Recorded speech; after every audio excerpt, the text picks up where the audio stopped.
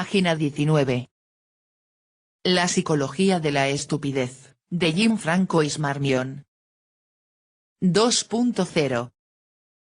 Una taxonomía de imbéciles de Jim Francois Tortier. Fundador y director editorial de las revistas Le Cercle, Círculo Psicológico, y Science Humaines, Ciencias Sociales. Si existen múltiples formas de inteligencia, como afirman los psicólogos, es lógico que también exista una impresionante gama de formas de estupidez. Dada la etapa embrionaria de desarrollo de esta ciencia, a la que este libro agrega algunos hitos importantes, y la escasez de estudios autorizados, debemos comenzar con una descripción general de muestras representativas. El retroceso. Atrasado, lento, ignorante, idiota, inútil, tonto, estúpido, imbécil, estúpido, tonto, chiflado, tonto, imbécil, tonto. El vocabulario de la estupidez es interminable. Estas riquezas semánticas reflejan gradaciones sutiles en el significado, variaciones en el uso y los efectos de las tendencias sociales. En general, sin embargo, el significado siempre se reduce a lo mismo, cualquiera que sea la variedad de epítetos y metáforas. El tonto es una persona que se considera de inteligencia reducida y alcance mental limitado. Así, la estupidez se define siempre envidiosa, como un concepto relativo. Una persona no es inherentemente estúpida, si todos fueran estúpidos, nadie lo notaría. Dicho de otra manera, la estupidez se mide a partir de un punto fijo establecido por una persona que se considera superior. TV escribe.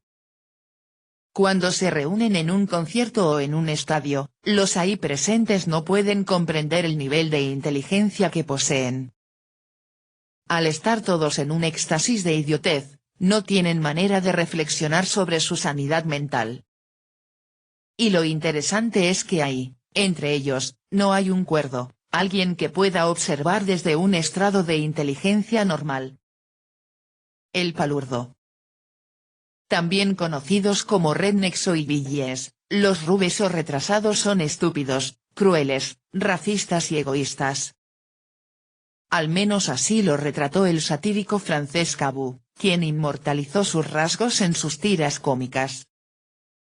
Dominan las filas de los votantes que eligen partidos populistas, porque son estúpidos, es decir, son incapaces de la probidad política y confían en la lógica a corto plazo y en generalizaciones radicales. Su pensamiento es categórico, todo es blanco o negro, sin matices. Son tercos y obtusos, y los argumentos racionales no los dominan, nunca se retractarán de sus opiniones. Piensan lo que piensan, punto. Son crueles porque, al carecer de empatía, buscan chivos expiatorios y arremeten contra víctimas inocentes como árabes, negros y migrantes en general. Son egoístas porque solo les importa una cosa, su bienestar y comodidad, su cartera. Pero, ¿se ajustan estos palurdos a un perfil psicológico real? Si este fuera el caso, sería necesario demostrar una relación orgánica entre la estupidez, en el sentido de un bajo nivel de intelecto, y la crueldad, definida como el egoísmo combinado con el desprecio por los demás. Y, sin embargo, el vínculo entre estas dos cualidades es solo una conjetura. Una persona puede ser estúpida y amable, considere el idiota del pueblo, al igual que una persona puede ser inteligente y cruel. No es ese el caso de los caricaturistas Cabu y Jean-Marc Reiser, que trabajaban para una revista llamada Harakiri, cuyo lema era estúpido y desagradable. Esos hombres no eran realmente estúpidos, incluso si el uso sistemático de la caricatura y el cliché finalmente produce un efecto adormecedor en el ingenio. Muy sucios, que a menudo lo eran. El idiota universal. ¿Son todos ellos idiotas? Esta frase la pronuncia, por lo general en voz bastante alta, alguien sentado en un taburete de bar. Pero, ¿quién es ellos? Políticos, los votantes que los eligen, burócratas, incompetentes y, por extensión, casi todos, ya que la frase no tiene muchos matices. Esta ausencia de discernimiento en el análisis, esta arrogancia que se coloca por encima del común de la humanidad para juzgar al resto del mundo, son signos casi infalibles de que se trata de un verdadero idiota. La naturaleza peculiar del error es que no se reconoce a sí mismo, observó Descartes. Esto es especialmente cierto en el caso de la estupidez. Obviamente, un tonto no puede reconocerse a sí mismo. No hay manera de que un imbécil pueda darse cuenta que lo es. Al contrario, él mismo constituye una especie de pararrayos de la locura. Donde quiera que estés, si escuchas a alguien decir todos son idiotas, puedes estar seguro de que hay un imbécil en los alrededores. La estupidez artificial. Las computadoras son totalmente estúpidas. Esta afirmación no proviene de cualquiera. Gerard Berry enseña informática en el Collège de France. Especialista en inteligencia artificial, no duda en desafiar las especulaciones, mal informadas, sobre la capacidad de las máquinas para superar la inteligencia humana. Ciertamente, la inteligencia artificial ha hecho un progreso significativo en los últimos 60 años. Y ciertamente, las máquinas pueden reconocer imágenes, traducir textos y producir diagnósticos médicos. En 2016, el programa informático AlphaGo de DeepMind logró derrotar a uno de los mejores jugadores del mundo de Go, el juego de estrategia japonés. Si bien este desempeño fue impresionante, no debemos pasar por alto el hecho de que AlphaGo solo sabe hacer una cosa, jugar el juego de Go. Lo mismo ocurrió con el programa Deep Blue que venció al ajedrez a Garry Kasparov en 1996, hace más de 20 años. Todo lo que hacen estas llamadas máquinas inteligentes es desarrollar una competencia extremadamente especializada, que les enseña su maestro humano. Las especulaciones sobre la autonomía de las máquinas que pueden aprender por sí mismas no son más que mitos. Las máquinas no saben cómo transferir las habilidades adquiridas de un dominio a otro, mientras que uno de los mecanismos básicos de la inteligencia humana es la transferencia analógica. La fuerza de las computadoras es el poder de sus memorias para retener el trabajo que han hecho y su electrizante capacidad de cálculo. Las máquinas de aprendizaje que funcionan según el principio del aprendizaje profundo, la nueva generación de inteligencia artificial, no son inteligentes porque no entienden lo que están haciendo. Todo lo que hace el programa de traducción automática de Google, por ejemplo, es aprender a usar una palabra en un contexto determinado, basándose en una inmensa reserva de ejemplos, pero permanece perfectamente estúpido en el proceso. En ningún caso entiende el significado de las palabras que utiliza. Por eso Gerard Berry se siente justificado al decir que, en el fondo, la computadora es completamente estúpida. La estupidez colectiva. La inteligencia colectiva designa una forma de inteligencia grupal, como la que muestran las hormigas o las neuronas, por ejemplo. Cada elemento aislado no es capaz de mucho, pero como grupo puede producir grandes hazañas. Por la magia de la autoorganización, las hormigas pueden construir pasillos, cámaras nupciales, despensas, criaderos y sistemas de ventilación en sus hormigueros. Algunos de ellos practican la agricultura, cultivo de hongos, la ganadería, crianza de pulgones, etc. Aunque su funcionamiento sigue sin explicarse, la inteligencia colectiva se ha convertido en muy poco tiempo en un modelo respetado, apoyándose en la simple idea de que el todo es más que la suma de sus partes. La toma de decisiones colectivas y la cocreación son mejores que las decisiones individuales. Ahora, veamos eso aplicado a los humanos. Sin embargo, a veces sucede que la mayoría toma una decisión peor que el individuo. La inteligencia colectiva tiene su contrapartida, la estupidez colectiva. En grupos, nuestra capacidad de buen juicio puede verse severamente reducida. En sus estudios sobre normas grupales, el psicólogo Solomon Asch abordó hace mucho tiempo muchos casos bien conocidos de este fenómeno. Para nombrar uno, si la mayoría de la gente adopta una teoría manifiestamente falsa e idiota, otros la aceptarán simplemente por el poder de la conformidad. Por citar otro ejemplo, las falsas virtudes del brainstorming o la famosa tormenta de ideas. Toma un grupo de 10 personas y haz que trabajen juntas durante media hora en un proyecto, como eslóganes turísticos para promocionar una ciudad, por ejemplo. Al mismo tiempo, establezca otro grupo para trabajar en el que cada miembro trabaje por separado en la tarea. Recopile sus informes, las propuestas del segundo grupo son mucho más ricas y abundantes que las propuestas del primer grupo. Dicho de otra manera, a veces el todo es menos que la suma de sus partes. No estaría de más realizar experimentos psicológicos a gran escala para investigar la locura colectiva.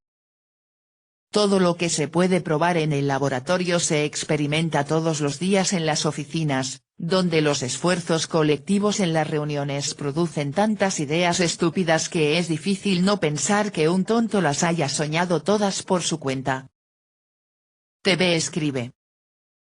En las empresas impera la estupidez colectiva. Se llevan a cabo reuniones programadas, juntas de manera recurrente y puras estupideces se abordan ahí, y a nada se llega. Lo único que se obtiene, es pérdida de tiempo vital para producción. Los jefes o gerentes ineptos, son muy dedicados en promover reuniones y análisis de problemas en grupo, provocando con esto que la estupidez colectiva se magnifique. Dortier escribe. Candidez. ¿Qué podría ser más crédulo que un niño? Puedes hacer creer a un niño casi cualquier cosa, que hay un anciano con barba blanca en algún lugar del cielo que viaja en un trineo volador tirado por renos, que viene del Polo Norte, entregando regalos a los niños buenos o que una pequeña hada busca debajo de las almohadas los dientes de leche, que reemplaza con una moneda de 25 centavos cuando encuentra uno. La credulidad es una forma de estupidez que es totalmente apropiada para la infancia. Eso, en todo caso, es lo que pensaba el psicólogo Jean Piaget. El filósofo Lucien Levy-Bruhl pensaba que los pueblos primitivos también eran muy crédulos, debido a sus creencias animistas en los espíritus del bosque dotados de poderes mágicos, lo que probaba, pensó, que los salvajes, como los niños, no tenían alcanzado la edad de la razón. Pero con el avance de la investigación científica, se ha vuelto necesario reconocer que los niños no eran tan ingenuos como se pensaba, aceptan que los renos pueden volar, pero solo en un universo paralelo que no obedece las leyes que se aplican aquí abajo, donde sé muy bien que los renos no pueden volar. TV escribe. Y los adultos también creen que existe Superman en el mundo de los cómics, que Goku es algo real en otro universo. El adulto sigue estupidizado pero de una manera consciente, desgajado de la realidad. Y si uno es capaz de creer en Thanos o el hombre araña, no es difícil que también crea en los santos, en dioses del Olimpo, Jehová o Kukulkan. Dortier escribe. Nosotros mismos, adultos racionales, estamos preparados para creer en la existencia de partículas que exhiben comportamientos extraños, el omnipresente milagro de la comunicación a distancia, sin ninguna confirmación por parte de los expertos. Algunos de estos científicos son personas de fe, algunos de ellos incluso creen en la resurrección de Cristo o en la magnificencia del Saiyajin Goku y del príncipe Vegeta. Estas realizaciones han llevado a los psicólogos y sociólogos a echar otro vistazo a lo que significa ser crédulo.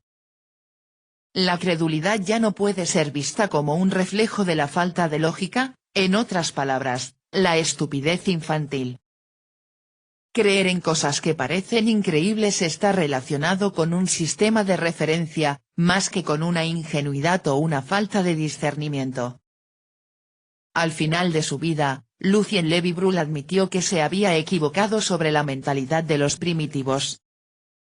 Es para su crédito que reconoció su error, un hecho bastante raro en el mundo de los filósofos. Lentitud.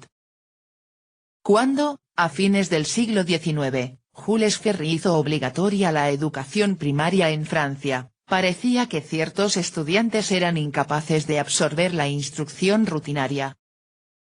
Se pidió a dos psicólogos, Alfred Binet y Theodore Simon, que crearan un test de inteligencia para identificar a estos niños y que pudieran recibir una educación adaptada. Esta prueba formó la base de lo que más tarde se convertiría en el famoso CI, el cociente de inteligencia. Por convención, el coeficiente intelectual promedio de una población es del 100%. El surgimiento de las pruebas de CI llevó a la definición de deficiencia mental y sus subtipos, desde deficiencia límite, entre aquellos cuyo CI era inferior a 80, y superior a 65, a deficiencia moderada, aplicándose a quienes puntuaron entre 50 y 65 a deficiencia profunda. Los miembros de esta categoría alguna vez fueron considerados imbéciles, con un coeficiente intelectual de 20 a 34.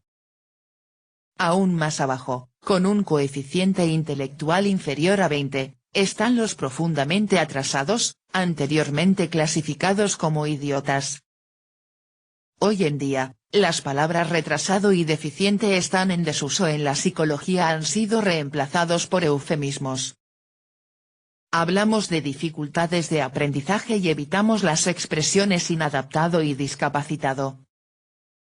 De la misma manera, ya no hablamos de niños genios o superdotados, hablamos de niños precoces o de niños con alto potencial.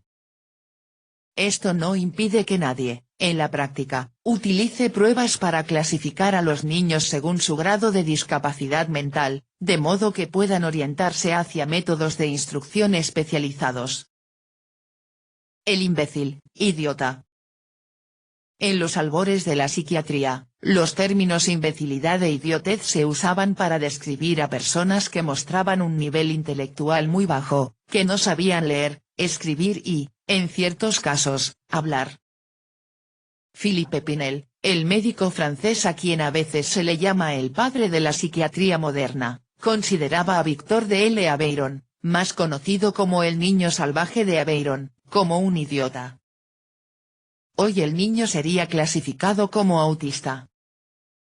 En palabras del psiquiatra Jean-Étienne Esquirol, el idiota es un individuo que no sabe nada, no es capaz de nada y no quiere nada. Todo idiota encarna, más o menos, el apogeo de la incapacidad.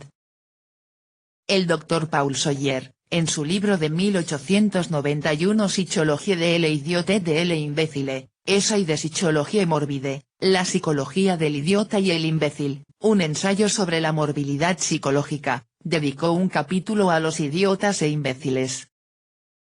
Al disculparse por el lento progreso de la psicología francesa, en comparación con los logros de la ciencia inglesa y estadounidense, señaló que no había consenso sobre la forma correcta de definir la idiotez o la imbecilidad. Algunos usan la inteligencia como factor de evaluación, otros confían en el lenguaje, la incapacidad de hablar correctamente, aún otros aplican consideraciones morales, falta de autocontrol.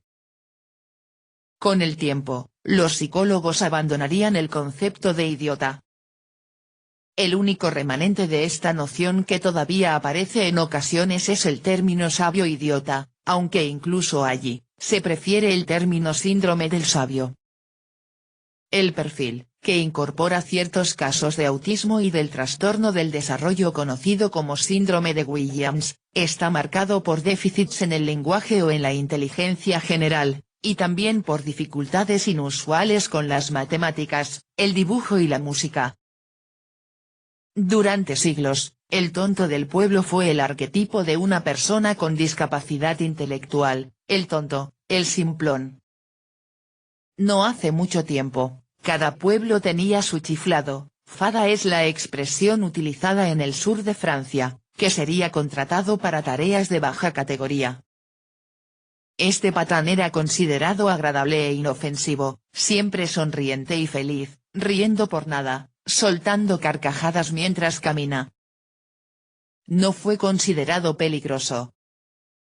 En Blancanieves y los 7 enanitos, Mudito, con su sonrisa beatífica, sus ojos grandes y su gorra torcida, ilustra el tipo. Los bribones. Loon es una forma linda de hablar sobre tontos, no tontos enojados, sino del tipo soñador atrapado en un mundo de fantasía. El bribón está a un paso del bicho raro, es decir, un bribón que hace cosas raras o excesivas. Y el bicho raro no está muy lejos del fenómeno, quien, según el riguroso Centro Nacional de Recursos Textuales y Léxicos, es generalmente un fantasioso que muestra un comportamiento excéntrico. En el uso actual del francés, la expresión enloquecer puede significar dar vueltas, presumir o actuar como un tonto y también se aproxima a la expresión francesa faire le zouave, actuar como un payaso. En inglés, get your freak on entró recientemente en el Oxford English Dictionary, lo que significa, más o menos, participar en un comportamiento sexual desinhibido o bailar como un maníaco. Página 26.